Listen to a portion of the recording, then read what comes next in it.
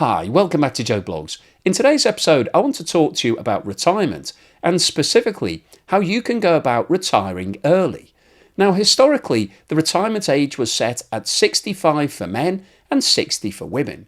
However, that was equalised a number of years ago, so women no longer retire before men in most countries, and the official retirement age has been pushed up all around the world over the last 10 or 20 years, and it's now sitting at 67 in most developed countries. And let's face it, it's probably going to 70 and may even go beyond that at some point over the next 20 or 30 years. So if you're sitting in your 20s or 30s or 40s watching this video, you're looking at potentially another 30, 40, 50 years in work before you can hit retirement. And for a lot of people, that's just too long. Now, you may love your job. You may think, actually, I want to work for as long as I possibly can. But in this video, I'm going to talk to you about having the option of retiring early, because I think having the option changes your perspective. If you think at any time I could pull the ripcord and go to retirement whenever I want, then that changes the way that you look at each day. You'll get up in the morning and think, I don't have to do this, I'm doing it because I want to. But if you've got that feeling whereby you have to keep working, you need to keep working just to pay all of the bills and keep everything running, then that can be quite a weight on you. That can actually get to the point where you think, I really don't want to do this anymore.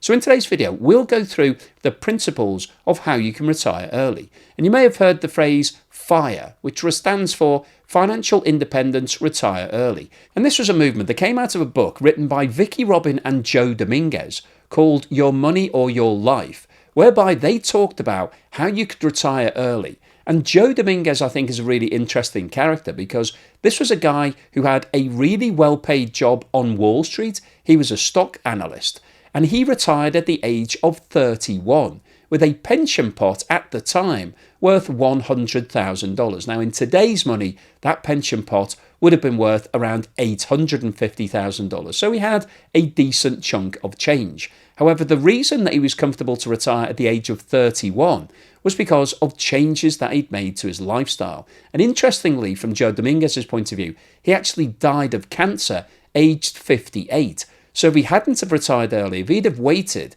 until he was 65 or 67, he would have died before he got there. So he never actually would have retired in his whole life. So I think that's quite an interesting part of the story in terms of, I think he made the right decision because he certainly had more fun and more relaxation time than he would have if he'd carried on working on Wall Street. So in today's video, we'll go through the principles of the FIRE movement. Now, in terms of how am I qualified to actually talk about any of this, because there are hundreds of videos on YouTube just like this one. Well, I can tell you that I used to work in finance. I left university and took a job working in the city. I was working hard for a long period of time, but I got to that stage where it wasn't fulfilling me enough. I was being paid, but I was giving up a hell of a lot of my time. In fact, all of my time was being devoted to work. And I thought one day, actually, there's got to be more to life than this. So I retired at the age of 40. Now, the definition of retirement is quite different depending on who you talk to. And obviously, I'm not sitting in an armchair smoking a pipe watching TV all day. I'm making videos on YouTube, amongst other things. But what I was able to do was leave employment. I had the option of being able to walk away from my job and do something that I wanted to do that would give me more fulfillment. And that's basically how this YouTube channel came about. In between that, I was doing a few other things, and I'll talk about that separately in another video at some point when I get the time to make it. But I wanted to mention that because I'm qualified to be talking to you about this topic. A lot of the other videos that you'll find on YouTube have been posted by people in their 20s and 30s who are actually still working. So they're not really qualified to tell you how to retire early because they haven't done it. They're just telling you what the principles are. What I'm going to share with you is basically how you can go about working your lifestyle and getting your finances in order to be able to stop working. So the big question here is, how much money do you need to be able to retire? How much will see you through for the whole rest of your life until you die? If you don't earn another penny for the whole of your life, how much do you need to feel comfortable that you're not going to go bankrupt? Well, the FIRE principle works on the basis of 25 times your annual spend. So if you're spending $20,000, if that's what you expect to spend in your retirement, you would need 25 times $20,000, which is $500,000. If your expectation is that you're going to spend $30,000, then you'll need a pension pot of $750,000. If we're going to spend $50,000, then you would need $1.25 million. And if you want to spend $100,000 per year, then you would need a pension pot of $2.5 million. So the big question then is, why is it 25 times your annual spend? How did they come up with that figure? Well, the reason for that is because they're working on what's called the 4% rule, that your pension pot should be able, on average, to generate at least 4% income from the capital that's invested. And the reason that it will do that is because you're going to invest into the stock market. So before we get into the details of breaking down exactly what happens with your investment, the first thing that we need to talk about is debt. The first principle of getting yourself to a position where you can retire early is to minimize or extinguish all of your debt. Because if you go into retirement with debt, then that's going to add an unknown variable to your expenses. Because if you're paying a mortgage, for example, and interest rates suddenly double or treble, then that's going to double or treble the cost of your mortgage every single month. And that could wipe out all of the money that you'd notionally set aside for living on. So in order to retire early, you need to pay off all of your debts. So if you're sitting at the moment with debts maybe for your car and maybe for going on holiday and credit card debts and your mortgage, you need to target all of that debt to get it completely eradicated, because you can't go into early retirement with huge amounts of debt. So if you're sitting at the moment with a mortgage, if you own your property but you owe the bank, let's say $100,000, and you're making your standard repayments on a 30-year mortgage, what you need to do is accelerate those payments. So let's assume that you've got a $100,000 mortgage and you're making payments of $2,000 per month. What you need to do is start overpaying. Pay $3,000 or $4,000 or as much as you possibly can afford to pay that mortgage off as quickly as possible. And one of the great things when you're paying debt off is that if you make an overpayment of $1,000 on your mortgage, that $1,000 will reduce the balance that you owe to the bank. And therefore, next month, the total amount of interest that you're charged will go down. So if you keep making the same payments that the bank's asked you to, and you make overpayments of $1,000, then you will quickly see that balance going down. And once it gets to zero, you're then potentially in a position where you can start thinking about retirement, as long as you've sorted out your expenses and you've got your investments all lined up. So let's talk about expenses. One of the principles of the Financial Independent Retire Early movement is to minimize the amount of your expenses. And in fact, that movement is actually quite extreme. They're talking about people saving between 50 and 70% of their net income, which means that you would only have 30% of your net income, the total amount that you've got after taxes, to live off each month. And that's pretty extreme for most people. The FIRE movement is a little bit like going on an extreme diet. You can do it for a short period of time, maybe a week or 2 weeks, but there comes a point when you think enough's enough, I can't actually achieve my goal, and you abandon the whole thing. What I'm trying to do in this video is give you something that's much more user-friendly, something that is achievable. So one of the concepts is to reduce your expenses. So think about what you're spending money on. Do you get good value out of every single dollar that you're spending? And the classic example here that everybody always quotes is a morning cup of coffee. You may stop off at Starbucks on the way to work, and you might be paying $5 or $6 for a coffee every single day. And if you track exactly how much that's costing you over the course of the year, it's hundreds, potentially thousands of dollars that you're spending on a single coffee that potentially you could make at home and take with you, or you could have in the office, or you could just simply drink water instead of coffee. And if you look at your whole life, if you think about what you're spending, all of the money that you're spending every single day, if you keep a track of it, if you start noting down all of that expenditure, if you use your phone, the notes function on your phone, just keep a track of everything that you've spent, you may be surprised that you're spending hundreds of dollars every single month on things that you don't really need, that you're doing either out of habit or convenience, or basically because you're a little bit bored and you haven't really got anything else to be doing at that point. Now, if you start keeping track of all of that expenditure, you'll be surprised at how you can cut it back. And what this does is, firstly, it gives you some discipline. It gets you in control of your finances.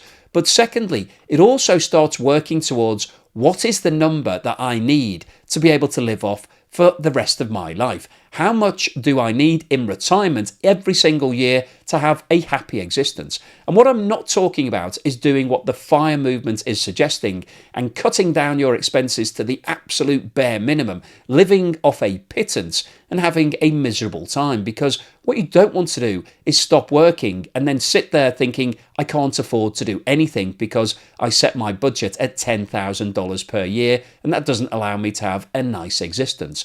If you want to have a happy retirement, you need to set yourself a realistic number that's going to enable you to do all of the things that you like doing. So if you like going out to eat once or twice a week, you need to include that in the number. If you like buying a coffee every single morning from Starbucks, then obviously include that in the figure and basically work out exactly how much you need to maybe go on holiday, go away for weekends, do some traveling, all of those sort of things. So it needs to be a realistic figure that includes everything that you want to do in your retired lifestyle.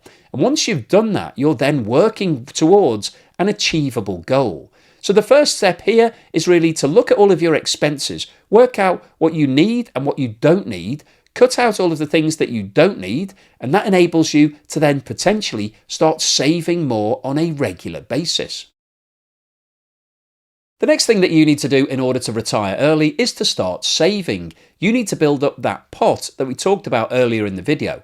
Now, in terms of how big that pot is, obviously it depends on what you've set yourself as your annual expenditure. But if we take the example of $50,000 per year as being an achievable goal, 25 times that is 1.25 million. So that's the pot that you need to build up. So what you need to do right now is work out how much you've already got in that pot. If you've been working for some time, if you're in your 20s, 30s, 40s, you will have built up some social security. You will have built up some pension funds. Now, it might be a company pension fund if you're working for a private company, or you might just have the state retirement pension fund, or you may have some other things that you've been building up, maybe a private pension. So sit down and work out exactly how much you've got right now. Get that figure together, and then you can deduct that number from the 1.25 million. How much do you need on top of what you've already got to get to the point where you can retire? Now, I know that officially, if you're talking about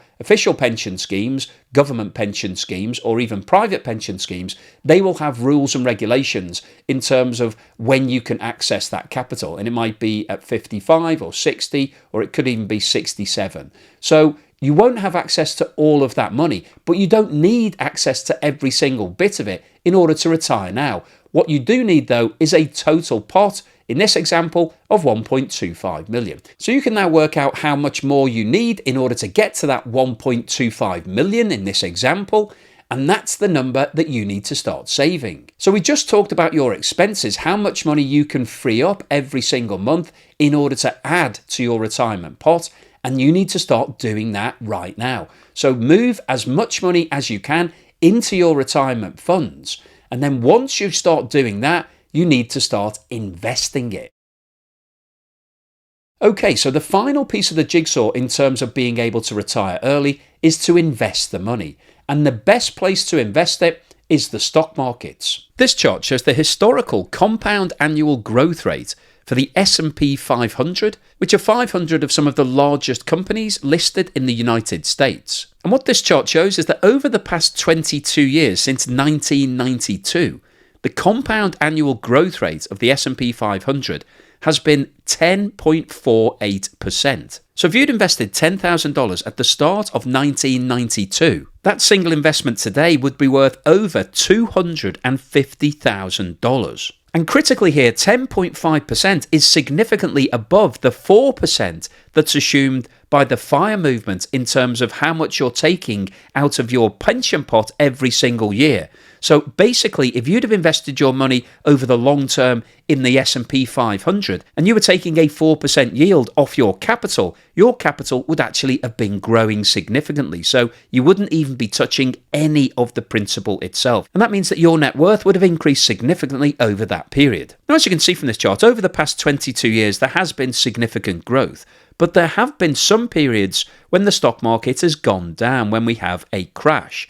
And so one of the principles in terms of investing is that rather than putting in a lump sum at the start and hoping that you've caught the market right, if you can stage your investments, if you can put the money in either monthly or quarterly or 6 monthly, that gives you more protection in terms of those ups and downs, because as you buy into the market, if it does go down, then you're getting the benefit of those falling prices, and as it starts going up again, you start to equalize out in terms of your average cost of investment. But the simple principle here is that over the long term, the markets will outperform every single other form of investment, and it should outperform that 4% target that you need in order to retire early. So what's the summary and conclusion here? Well, as I've discussed in this video, the amount that you need to retire will depend on exactly how much you think you're going to be spending in every year of your retirement. But the FIRE principle bases itself on 25 times your annual expenditure. And the example that I've used throughout this video is $50,000. So if you think you can live comfortably and have a really nice retirement, really nice life on $50,000, you need to build up a pension pot of 1.25 million. And as I said, you need to have a look at what you've already got, and then you can work out what the difference is between that amount and 1.25 million if you think $50,000 is enough. And the reason why it's a 25 times multiple is because it's assumed that you can comfortably take a 4% yield out of that pension pot without touching the balance. So basically, you'll never dip into your actual capital. You're just living off the yield, the income that pension pot is generating. So even if you do die, you would then leave behind a nice inheritance for all of your friends and family, or whoever you want to bequeath it to. So that's quite a nice position as well. But the basic principles that we've talked about in today's video are firstly removing all of the debt from your life. So that should be your number one priority. If you've got a mortgage or lots of loans, you need to start focusing on them, get them paid down, because you don't want to go into early retirement with a lot of debt, because that can cause a lot of stress and could wipe out all of your income. Once you've got your debt eradicated, you also need to start thinking about saving as much as you can. And one of the best ways to do that is to reduce your expenses, cut down on things that you don't need to be spending on, and then use that money to invest. So put it into the stock market. And as we saw, over the long term, the stock market gives you considerable growth. We've got growth in the value of the shares, but you've also got the dividend income, which is cooked into that compound rate, because as all of those companies are paying dividends, that releases cash. The fund manager that you'll be invested with then uses that cash to buy more shares, and that's how you get this compounding growth. So the overall summary of today's video is that if you want to retire early, you need to start planning for it right now. Now, I haven't talked about life expectancy, but that's obviously an important factor, because you need to work out how long you're going to be retired for to enjoy it. And if you're in the USA, if you're a man right now, you're expected to live to 77 years old, which means that you would only have 10 years left on the official retirement age of 67. If you're a woman, you'll expect to live to 82, so you get a little bit more. And if you're in the UK, as a man, you can expect to live to 79, as a woman, 84. So that really gives you a flavour as to how long you would have left in your retirement if you wait until the official age of 67. So for most people, there is now a goal of trying to retire early. And as I mentioned earlier in the video, I officially retired at the age of 40. However, I'm still working, I'm still doing things, but I'm in control of what I'm doing. I'm not working for an employer. I'm not being told I have to go and work from 9 to 5 or 9 till 9 or whatever the nightmare hours people are still working are these days. Even if you're working from home, you're still working, you're still under that pressure.